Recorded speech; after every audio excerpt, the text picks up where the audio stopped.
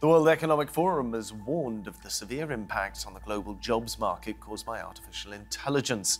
British MPs have demanded a global summit on what they call the risks caused by the explosion of AI. And even the chief executive officer of ChatGPT creator OpenAI told the US Senate that regulation is needed, and quickly.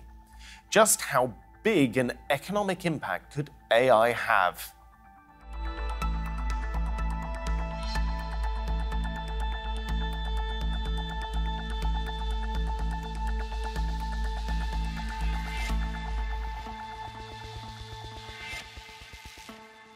Welcome to the programme. I'm Philip Hampshire.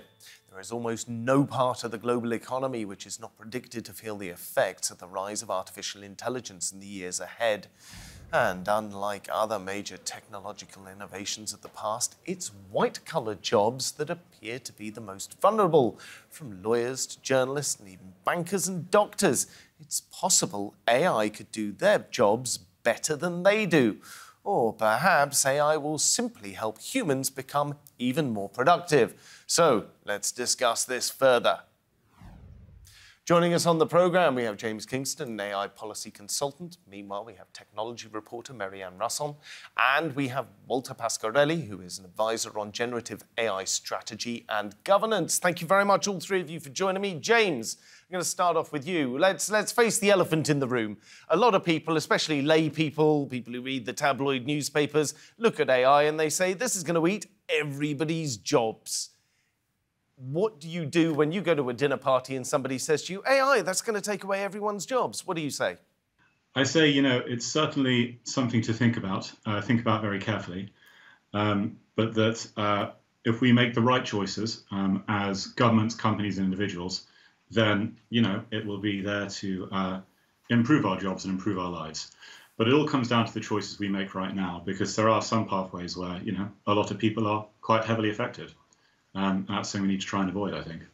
Mary-Anne, how worried should people be about the emergence of AI coming along? And basically, it doesn't really matter whether you're a truck driver or whether you're a lawyer. There have been several experiments done where AI is able to do contract law better than a lot of lawyers, right the way through across to selling people chips in McDonald's or French fries. What do we do if AI can do every job better than people? So at the moment, Scotland has got its the UK's first ever autonomous self-driving public bus has just launched. And it's also meant to be the world's first ever that's this complex on a public road. However, when I spoke to the Unite Union about it last week, they were very quick to point out that you need 2 humans to monitor this bus to make sure it doesn't crash into anybody else on the road. So they're basically saying, look, you can't do without human drivers. Safety is an issue. Walter, what's your take on AI being able to do people's jobs better than people can? Of course. Well, first of all, thank you so much for having me here, Philip. Well, first of all, it should be said that automation anxiety and these fears about AI taking all of our jobs isn't really anything new. It started pretty much, I think, since the 1930s, and it continued in the 1960s. There's always been these studies that have been published about AI taking away all of our jobs. Now, with generative AI, things are perhaps a little bit different. Just in the sense that these models that have been developed are general purpose in nature, so they can be applied towards different kinds of tasks. They aren't very good yet, and that means that in the short term, the evidence that we've seen is that, in fact, they augment workers more than they actually take tasks away. Most of the studies shows that they improve productivity, that they improve the quality of outputs, even the fact that they increase job satisfaction. That is, however, at the current stage of development. As we advance in sort of like the maturity of these models, as they become better and better, there are, of course, inevitable questions about how they will shape and change the economy, how we can take workers along in this journey towards an AI that is an economy that is driven by AI, and of course the disparate economic impacts that this will have across regions and countries. Walter, how soon do you think that is? I mean, are we talking sort of 12 months, 18 months? Are we talking 10 years or 20 years? There are obviously 2 different horizons that we're looking at here. And although it may be inevitable that this technology gets better, it may not be imminent. So which is it? in general, it's always very difficult to forecast how technology will mature. We don't have a crystal ball, and I think that's something that for your viewers is really important to emphasize right away. It's also perhaps quite telling that the folks at, for example, OpenAI or some of these other large technology firms were actually quite surprised when these models were published at how quickly they were taken up by the public, which shows that there's really almost like a hiatus between Silicon Valley and the developers of these models and the people that actually use them. Having said that, we didn't expect these models to become as good, as fast as they are now. So the curve of progress has really bent, in my opinion, from incremental to exponential. James, you agree with that? I see you nodding there. Yeah, I do. I think it's... I fully agree with that point. I mean, I'd even go so far as to say of ChatGPT, it's more than exponential. It's just a sort of straight rocket ship line up the graph, you know. And I think this is the big worry for us, because for the last 10 years or so, there's been people saying, oh, well, look, you know, the Chartists were wrong. The Luddites were wrong even in the Industrial Revolution. You know, more jobs we had and it will be fine. But there's a speed here and a potential depth of change, as well as unknowable reactions from society, like in this rapid adoption, that, you know, it does mean there are a lot of unknowns, and it's not a situation that we can necessarily map the past easily onto. Well, also, James, while the Luddites might be wrong longer term, as in after 50 years of disruption to the labour market, everybody found new jobs, they retooled, they retrained, there was an extremely volatile period, and the Industrial Revolution, you could lay it at the feet of not every, but certainly a large number of revolutions and civil wars around the world. Are we sort of sleepwalking towards that kind of thing with AI? It would seem alarmist or silly to say that, but if it has an Industrial Revolution-style effect on society, could it lead to instability as more workers are put out of work? I think for sure it could. You know, it's even, I would say, a peculiarly Anglo-American position to argue that a new industrial revolution would be fine because it was okay, and the Luddites were sorted out. Because, of course, in the rest of the world, there were gigantic sweeping revolutions for decades and even centuries. So, yeah, you know, there are risks of major economic and political changes, and that's why it's very, very important that we think hard and responsibly about how to navigate the times ahead. Because, you know, there is potential for major disruption. Marianne, what do you make of that? I mean, is there disruption? I guess the point is whether we're saying it's positive or negative. So JP Morgan just put out a report last week where they're saying they see positivities for content creation, that it could increase profitability because you'll be able to write content using AI chatbots like ChatGPT much faster. However, they also saw huge risk to copywriting jobs. And because ChatGPT is also very good at writing code, they're seeing huge problems for computer programmers. So there's an issue with that. And so there's definitely a disruption to the extent that MIT in the US and Dartmouth University in the UK are recommending that governments tax automation in order to slow down the progress of AI and give workers, particularly those who are financially vulnerable, a chance to retrain and get new jobs.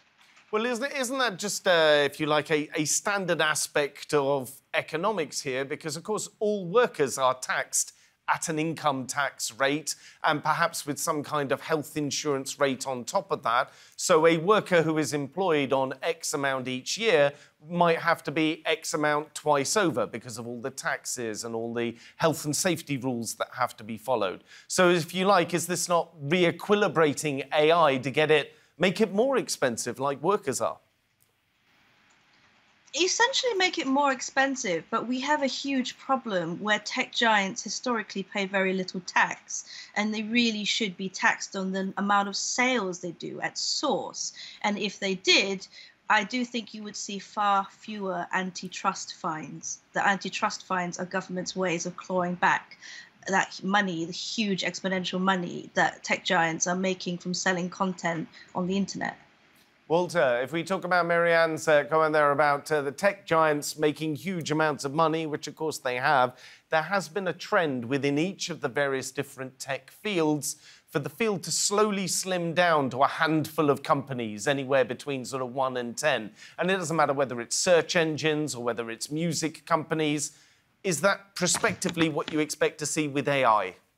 Well, I mean, the issue here is that what is really the alternative, right? If we look at, for example, these kind of like generative AI tools that fundamentally function on these kinds of like foundational models, right? So we can see, for example, these large language models that were developed, for example, by OpenAI or, for example, through other firms such as Anthropic. And they have really been able to capitalize on large-scale investments, on large-scale building of data centers that tech firms have been building over the past years. But the thing is that for the majority of countries, the scale for building these kinds of foundational models doesn't seem to be there yet. There are, for example, a few data centers in the UK, I think it's about 3, and they're all owned by the large technology firms. That is not necessarily an issue that is caused by the technology firms. That is an issue that is caused by a lack of investment from countries, from groups such as, for example, the European Union, from a lack of collaboration between countries in ensuring that these capabilities are being established. Now, there are some projects that are going on, for example, in the UK for, I think it's called BrickGPT. There are a few others that are happening in France between the public and the private sector, and a few others that I believe will be starting out at the European Union. Whether this is sufficient to be able to provide an alternative for startups and for other kinds of actors and organizations that really want to get us in the field, that is something that is still to be seen. James, what do you make of this? Do you think that the AI should be taxed, or that the technology firms should be taxed based on sales? Or do you take a sort of more hands-off attitude to it, as we have done up until this point, and just say, it's the Wild West out there? A couple of months ago, we had one generative AI. Now we've got thousands of them. Let them go at it. I think the answer, can the answer be yes? A contradictory yes. I think, you know, all our political institutions face a problem that's been developing for a while, which is they're simply not designed for exponential growth and exponential change. So everything moves very quickly, but they can't adapt at that speed. So on one hand, if we do want to try and make use of these advantages, we have to, you know, enable speed. And actually, you can see the British government doing this in its approach to AI regulation, a sort of innovation-first approach, as they put it. But on the other hand, we need to try and control. It's a real divide. So I think definitely we need to encourage the growth, both as national economies and then in general for humanity. But to go back to that tax question, absolutely. If states want to be able to make sure that value is redistributed to their citizens in the decades ahead, then tax is the primary lever for this. And I can't see what's going to change about that. So creative thinking needs to happen there. Should we not have had these discussions already? But I mean, there have been committee after committee. There's been, obviously, science fiction authors have been talking about AI going back decades. But if we look at the last sort of 5 or 10 years, should governments not have already got all the rules on the table for what AI should be and how it should be maintained before the toothpaste was squeezed out of the tube and it's already out in the marketplace? James? Well, I think it's, you know, it's all very well and good to say so, but the problem is, of course, we don't know, sitting here, we don't know what the technology is going to be in 5 years' time, and similarly, that was the case a few years ago. I think there's been various attempts to create flexible frameworks that could help forestall things, but, you know, ultimately, we don't necessarily know. It's interesting, for instance, in UK government publications that there is precious little reference to large language models up until the last few months. You know, so things are changing very quickly, and it's difficult necessarily to keep on top of that. And that's leaving aside, you know, the usual political prerogatives of the day. You know, well, there's a lot of so much time and a lot of other priorities. Well, let's look at some of the political prerogatives. Samuel Altman, who's the chief executive officer of OpenAI, got hauled in front of Congress, and he got asked about the potential for various different AIs to be used to manipulate elections. So, Marianne, I'm going to ask you a question about this in a second. Here's what Samuel Altman had to say to the US Senate committee looking into AI. It's one of my areas of greatest concern, the more general ability of these models to manipulate, to persuade, to provide sort of one-on-one, you know, interactive disinformation. I think that's like a broader version of what you're talking about. But given that we're going to face an election next year and these models are getting better, I think this is a significant area of concern. I think there's a lot of policies that companies can voluntarily adopt, and I'm happy to talk about what we do there. I do think some regulation would be quite wise on this topic. Marianne, quite wise. That seems like an understatement. So I actually covered this, the OpenAI hearing live, so I'm quite familiar with these quotes. Yes, so essentially what, I've been writing a lot about this obviously this week, but what the computer scientists and cybersecurity researchers and AI people in general are saying is we really didn't expect ChatGPT to work the way it does. We don't entirely understand it, and it works in an unpredictable manner. So even if you think you've got a handle on what kind of answer it will give, it still gives answers that will surprise you. And that is what OpenAI and Sam Altman are finding. They're becoming quite worried about that because they can't literally predict it. Previously, with neural networks, a type of machine learning, the answers were calculated using mathematics. However, ChatGPT, it predicts answers and it gives them different weights. And so sometimes it will pick the 80% most likely answer, and other times it picks the 20% most likely answer. So a computer scientist was saying to me just the other day, so it has different combinations in each answer, and they could be different combinations of right, but they could also be completely left field of wrong. What do we do about, or is anything being done, I should say, about the sort of serial mistakes that seem to be being made by some of these AI models? It seems a little bit harsh to single out OpenAI software because that was the first out there and therefore the most highly publicized. But I'll give you, for instance, just last week, there was a university professor over in the United States who failed an entire graduating class because every single one of their papers, he said, had been generated by an AI. And then it turned out that they hadn't, the AI had lied, and it hadn't done any of their papers. There are real-world consequences coming off this. Yes, there are real-world consequences coming off this. I think we need to safely assume ChatGPT hallucinates fake answers. You should not trust it. As I said, the same computer scientists are telling me that they're all having furious meetings at their universities. They said to me, we don't even know what we're going to do for the next academic year, because we are really worried that students will use this technology to cheat, and it's free and there's nothing we can do to stop them.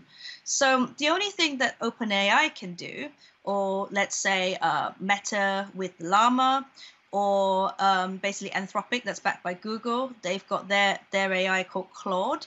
The only thing you can do if you run them is you can put rules in, and you can try to watch them to see that they don't say anything racist, anything misogynistic. But because the answers are so random, you wouldn't necessarily be able to watch out about whether it's lying or whether it's being used in a nefarious way.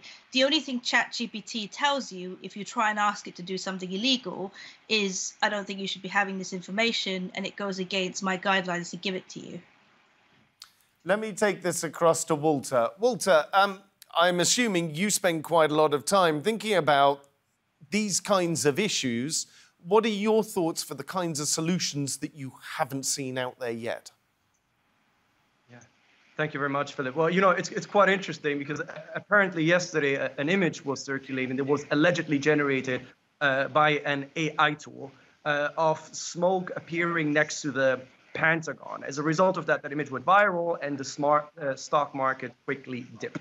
That is just one of the many examples of the things that we can expect in terms of disinformation happening ahead of the US elections. There was another image of the Pope wearing a Balenciaga jacket looking, let's say, a bit fire. There was another image of Trump getting arrested. So this is just the beginning, I think, of what's really going on. Should regulation be put in place? Absolutely it should, but it's not sufficient. There are a couple of other things that need to happen, such as, for example, what kind of technical tools can we develop and put onto the market that can tackle these kinds of AI-generated images putting out there. Some are, for example, saying we should put on detection tools. Some others say we should increase the authentication of provenance data. And then, of course, there's the issue of, for instance, what about the people that develop these images without actually clearly noting and clearly stating that these images are generated through AI? Even there are some measures that I believe really need to be taken quite urgently. So put simply, regulation absolutely needs to happen, but it's not the only angle that I think can secure us from an information in which AI-generated content will be pervasive across our digital spaces. Marianne, did you have any preferences for the kinds of legislation or non-legislative things that government should be doing in order to get on top or out in front of this problem? As James said, it's only going to get quicker and quicker and quicker as we get this exponential growth coming through in some of these language models. I'm in two minds about it. I do believe that governments need to regulate before they get freaked out at what happens later on.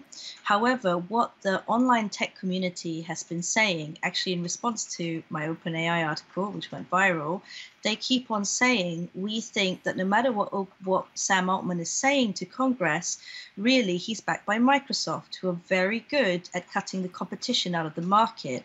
And they would like very much he keeps saying, issue some licenses.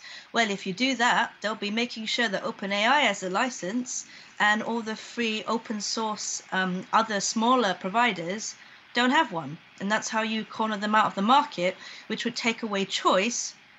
And it would be bad if only Facebook, Google, and Microsoft have control of AI chatbots and all of that data and are tasked with providing that to all the businesses in the world. On the aspect of tools, though, I've actually just written a piece that's about to go live today that's actually about what we can do to detect and prevent AI harms in cybersecurity. And this Swiss cybersecurity firm is using several different ChatGPTs fighting among themselves in the background to prevent the first one that you talk to from giving you an answer it shouldn't or revealing confidential information. So it's like battle of the bots. That sounds like a very interesting use of competition. James, for viewers sitting at home now who might be scratching their heads and thinking, well, I don't know if my job's going to be automated in 18 months or 2 years from now, which particular fields do you think are most at risk out there? I mean, is it the automated drivers and automated cars or automated trucks, or is it lawyers, who seem to be a very popular example, or is it a completely different sphere, something like music, something people might normally regard as relatively creative for people? Well, I mean, we've been seeing examples of, music being automated already. There's a particular artist who's offered people who can automate her voice a particular cut of her proceeds. So that's already happening. As for the deeper, the entire sectors, I think the thing that's striking about right now is that a lot of white-collar jobs are now going. Previous waves of automation over the last, few decades have been more blue-collar roles. But right now, Goldman Sachs released a report a few weeks ago that indicated that about, I think it was 46% of administrative jobs could be at risk, 43% of legal jobs. So, these are a lot of workers who could be hit in the next few years. So, yeah, white-collar jobs involving learning, understanding language, giving answers to natural language questions. This is what ChatGPT and its analogs really show us. Walter, what are your expectations for which fields will be mostly affected? Yeah, well, that's actually a very interesting question. I'm generally sometimes when I read these reports from, for example, Goldman Sachs or JP Morgan, I think there was another one produced by OpenAI, I like taking them a bit with a grain of salt. And there were numerous studies, I think, that were produced in the past that kind of like show these inevitable impact of automation. And I think it can show us a sort of, they can provide us with a flavor of what's to expect. But I think even the study by Goldman Sachs actually references another previous study by David Autor, which says that, sure, there could be like 2/3 of the jobs being affected by these kinds of new tools. However, if we look at the jobs that have been in development since the 1940s or even in the 1960s, I think 45% or so have been completely changed up in the past couple of decades. However, with generative AI and really a real disruptor to the current workforce and current jobs, there is really something to be said that these impacts will be of jobs will be quite significant. I do think it will be similar as James just mentioned it, primarily some of these administrative jobs, some of these jobs that effectively we'll see at the moment a sharp rise in productivity, but until that productivity basically will translate into partial or even full automation of their tasks and jobs. I would like to say at this point, however, that we need to still ensure that we keep in mind that new technologies also do create jobs. Only because a certain role or task is affected, it doesn't mean necessarily it is automated. There will still be someone who will, I believe, will have to control, at least for the foreseeable future, tools such as Midjourney that produce designs or other tools that produce some of the content that will need someone who administers and orchestrates and coordinates it as these tools are used at work. Walter, thank you very much. James, Marianne, thank you to both of you as well. I'm afraid that that's all we have time for today's show. Remember, though, you can see more discussion and debate on our YouTube channel if you head on over there and search for Roundtable TRT World. But for now, from me here and the entire team, thank you for watching and goodbye.